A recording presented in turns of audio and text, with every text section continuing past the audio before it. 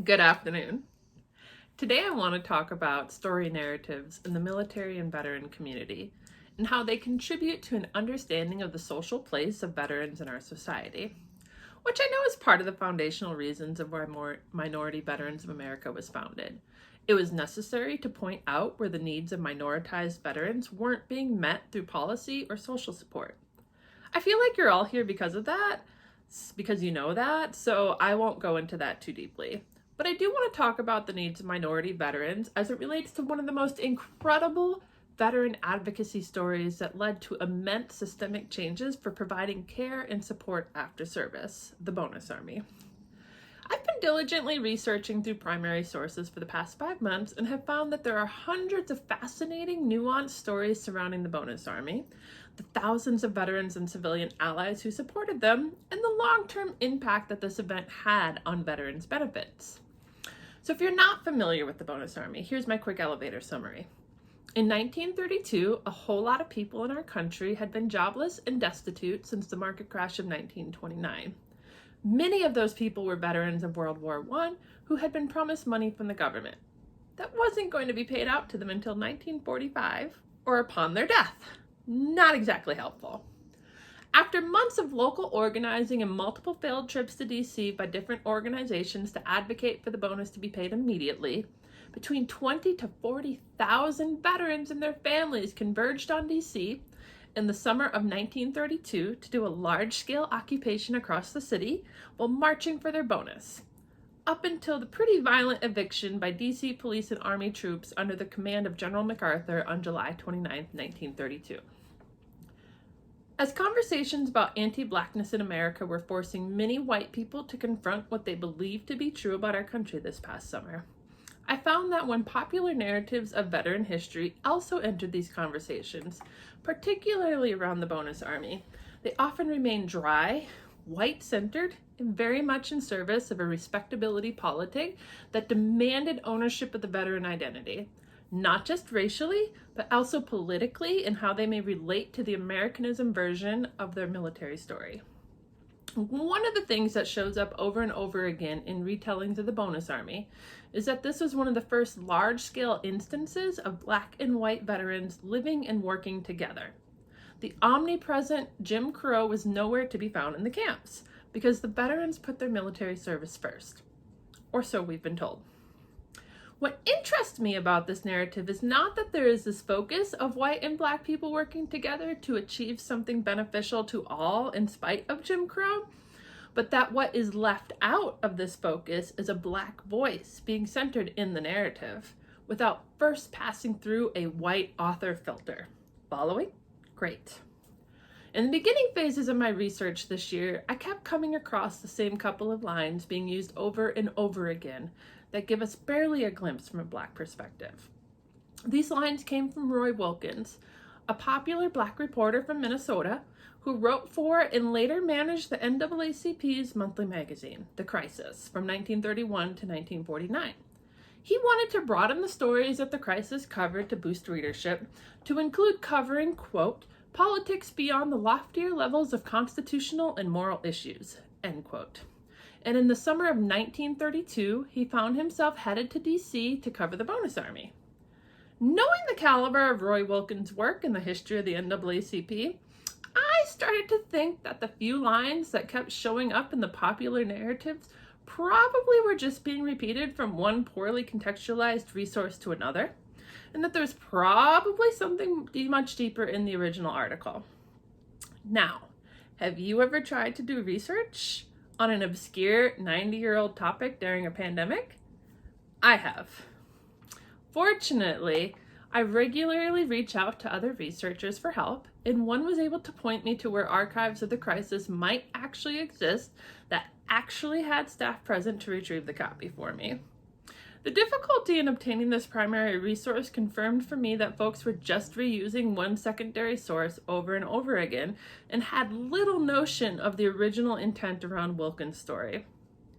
I want to make clear that what is driving my thought process around this discussion today is Roy Wilkins wrote for Black people. Black people have always had a more nuanced understanding of their positionality in America than any average white person, much less any white person who refuses to properly contextualize any quote they may cherry pick from an article. Black people knew of the things of which Roy Wilkins wrote in a way that white people would not be capable of understanding without serious study and reflection. I have provided a link to the primary resource for you all to read because I welcome discussion and critique on this topic. But today I'm just going to talk to you about two of the quotes and how they often get misused in the retelling of the Bonus Army. The first one: Black men and white men, veterans of the segregated army that had fought in World War I, lined up equally, perspired in sick bays side by side. For years, the U.S. Army had argued that General Jim Crow was its proper commander. But the bonus marchers gave lie to the notion that black and white soldiers, ex-soldiers in this case, couldn't live together. The follow-up to this quote being used in an article this past summer by a white writer interviewing a white historian is, I think it's emblematic of who we are as American military veterans. Most every military veteran organization in this country, you'll see people from all walks of life together because they had one thing in common: that they wore the uniform and they wanted to commiserate with people that were just like them. They want to be around people that were just like them, who made the same sacrifices, had the same values, and it doesn't matter what your skin color is. Okay, Karen. But let's go back and add in some additional context from an earlier sentence that actually was in the Wilkins article. All about were signs containing homely philosophy and sarcasm on the treatment of veterans by the country, such as, "The heroes of 1918 are the bums of 1932. I believe many of the white campers were bitter and sarcastic. They meant what they said on those signs, but disappointment and disillusionment is an old story to Negroes. They were philosophic about this bonus business. They had wished for so many things to which they were justly entitled in this life, and received so little that they could not get fighting mad over what was generally considered among them as the government's ingratitude. They had been told in 1917 that they were fighting for a better world, for true democracy, that a new deal would come for them, that jobs would come to them on merit, that lynching would be stopped, that they would have schools, homes, justice, and the franchise. But these Negroes found out as long ago as 1919 that they had been fooled." Wilkins is telling us directly that the black veterans did not see themselves as like the white veterans.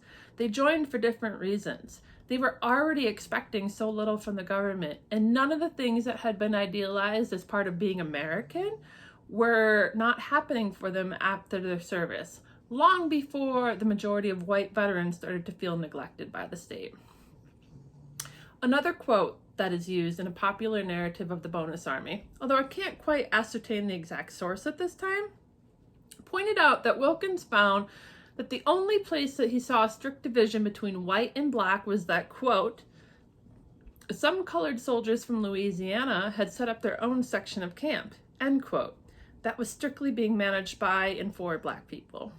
Now, because this quote is utilized without any additional context, I want to remind people that Roy Wilkins didn't need to tell other black people that were reading The Crisis at the time that the soldiers from Louisiana were doing it as part of their survival mode. Other black people in America in 1932 understood that Louisiana had exceptionally high lynching rates over the last several years, to include lynchings that happened at the hands of white veterans and so-called patriots, and that Louisiana, much like most of the South, had made it extremely difficult for black men to serve in World War I, and that not only did they not get the respect that white soldiers may have seen as automatic when they returned from the battlefields, but were often sought out for harm because they had the audacity to assert their rights. So, when Roy Wilkins' words are ripped out of The Crisis and plopped into a narrative that only ever highlights white and black soldiers living and working together and never interrogates how black soldiers felt about their time in the military or afterwards, we do a disservice, not only to understanding our history and how we may right the wrongs of our nation's past, We also limit ourselves on creating a community of care and understanding in the present. We continue the abusive gaslighting that harms so many in our veteran community, and we keep building higher the barriers to understanding each other. It's time for us to truly understand our past by centering the narratives of minoritized, oppressed veterans so that we can move forward in the present. Thank you.